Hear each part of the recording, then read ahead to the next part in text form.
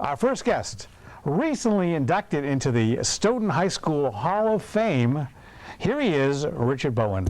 Welcome to the program. Well, thank you very much. It's my first Hall of Famer on the show, so right. I'm really excited about it. And I'm honored. I guess the autograph sessions will be after the show, but that must have been quite a thrill, though. You graduated Stoughton High in 65. Yeah, yep. I wasn't going to tell them that. I was going to tell 75 or something and give you a little deal. I appreciate that. But, so you graduated in 65, and then you come back into the school, honored at the Hall of Fame. What was that like? It was a fantastic experience. I hadn't been back there in well over 40 years.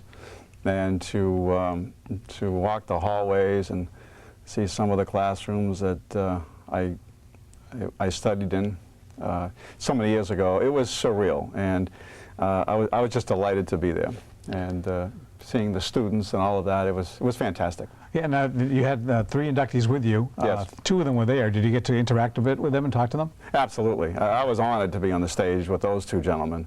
One was a full bird colonel in the Air Force, and his job is very important with regards to national security. And the other man was a bombardier. In 1941, he was a bombardier, and he was inducted as well. And just to be with those 2 heroes, in my mind, was really an honor. And Ken, who was an 02 graduate, didn't make it, but he sent a video from wherever he was in the world filming. Right. He's kind of like a big star. So. Yeah, he certainly is. Yeah. And the video is fantastic to watch. It was great, yeah. Now, one of the things that you did, which I thought was the coolest thing, you know, Dick, he was very smart. So you gave a great speech. I thought it was an inspiring speech. The people that were there, all the kids loved it. But Dick finished the speech by saying, for all you folks who were there, I have a little something for you. And you had your 6 beautiful daughters giving out gift certificates, $5 gift certificates to everybody in the room. There must have been 500 people there or something like that. Yeah. And you gave them all a gift certificate. Yeah, every one of them. Was there a rush to the Stoughton location after the school that day? Let's say the business over the next few days was very brisk. With gift cards. Okay, yeah. But that was a great moment. I was delighted to do it, and it was my crutch. Just in case the speech was a bomb, you just don't know. Yeah. I figured the $5 gift cards would be a big hit, and they certainly were. So you're a gentleman. If it was me, right, I would have taken some donuts and chucked them at the audience head and catch them, you know? Because they would have done that too. That's right.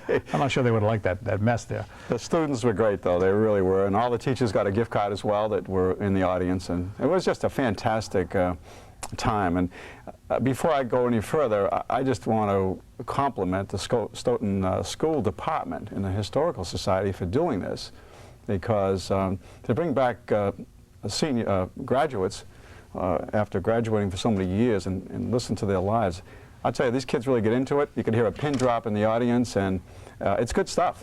I know I would have loved it if I was sitting there. And it was great. Yeah, wonderful time. I enjoyed it even just sitting there in the back and listening. And the kids were all enraptured. There was no kids talking to each other. They were listening. Every which I thought was great. Yeah.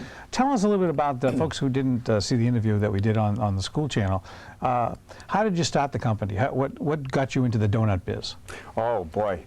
Well, I think we go back to when I was a kid working with my father when I was 12 years old. He was a baker in a little donut shop in West Roxbury, and I fried donuts with him every Friday and Saturday night. And I was just 12 years old, and we lived in the projects at the time, and I remember working in the donut shop, and I remember the owner of the donut shop had a house with a backyard and a car that didn't break down all the time, and all kinds of cool things, and I thought this was the business for me to be in, and so I enjoyed it for that end of it. Plus, the environment was a real positive environment. A coffee and donut shop should be and is a social atmosphere where people come and have a cup of delicious coffee and maybe a pastry or something, and talk about politics, about weather, about sports. Certainly, there's a lot of that to talk about here in New England. So I really loved it. I really loved it. And from that point forward, I worked in the donut shop throughout high school. Right after high school, I went into the Army for 3 years, came out and worked for a local chain at the time. And about 3 years after that, I decided it was time to make my move and live out my dream, and that is to open up my very own coffee and donut shop. And where was that you opened up originally? The first one was in Mansfield. And how did Yes. you get together all that money to open up that shop? I assume you gambled heavily in terms of doing that. Yeah, without a doubt. I went to the bank and I borrowed $5,000 against my house, and also had a few IOUs around town, and put it together and built the first store. And it was slow to begin with, but then it took off, and it was a huge success. How did you come up with the Honeydew name? That's a great story. That's a good question. Believe it or not, in high school, I can remember coming up with that name. You know, those days when we used to cover our books with the supermarket brown bags and things like that, and you'd write maybe a girlfriend's name on it or something else. I can remember, along with girlfriends, also writing the name of various donut shops, names that I'd be thinking about.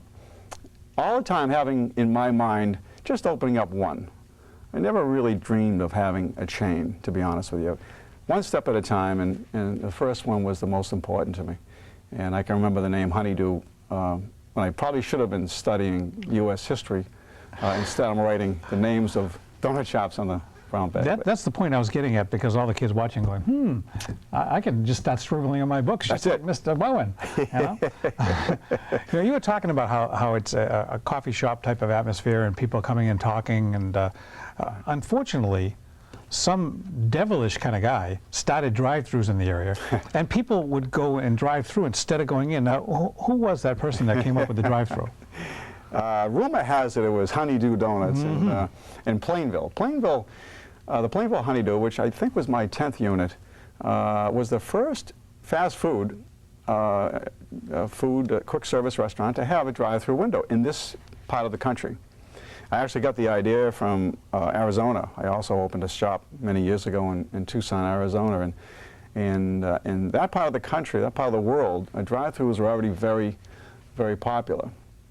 Bringing that concept back here wasn't.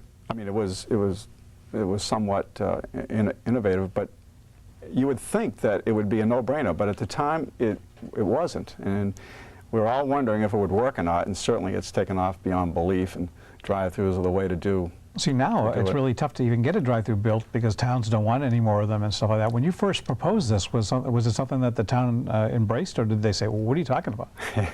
Actually, he did say, the building inspector said, what are you talking about, drive-through window? He couldn't believe it. And embrace it? No, but have a problem with it? Absolutely not. He said, go ahead and do it. And it's funny, just dawned on me now. I remember that very first window that I installed. It cost me $120 from a hardware store that I bought it at. And of course now they're so elaborate. The systems are incredible. But that very first one was quite archaic compared to today's standards. I look at Honeydew and the product is great stuff. There's a couple things that I think of as being tough in terms of what you have to do. Number one, you have Dunkin' Donuts, this behemoth that's in your backyard. And number two, the trend toward healthy foods. How do you respond to both of those problems in the marketplace, little bumps that you might have? Yeah, you say problems and it's challenges. It really is, and that's the way you have to look at it. Competition, without question, is out there, especially in this area. We are in, for my business, an incredibly saturated area with quick service coffee shops. Not only Dunkin', but Starbucks, of course. Every service station, every gas station in the business. They're all over the place. But competition really is a good thing. We're always trying to better ourselves. So isn't all the competition that I just mentioned. And the end result is the customer wins, and the customer should win. We're always looking for ways operationally to serve the customer better, faster, quicker, more accurately. And of course, with regards to the product, we're always going forward. And my old saying is, in the fast food business, if you stand still, you move backwards. You've got to progress, and you have to answer the customer's desires. And otherwise, you're not going to be in business. And this is a very, very interesting time in this part of the country, probably the whole country, with regards to the economy. But it really is an opportunity for the good to get better. And they should get better, and they will. And we've had these challenges for well over 35 years, and we'll survive and prosper.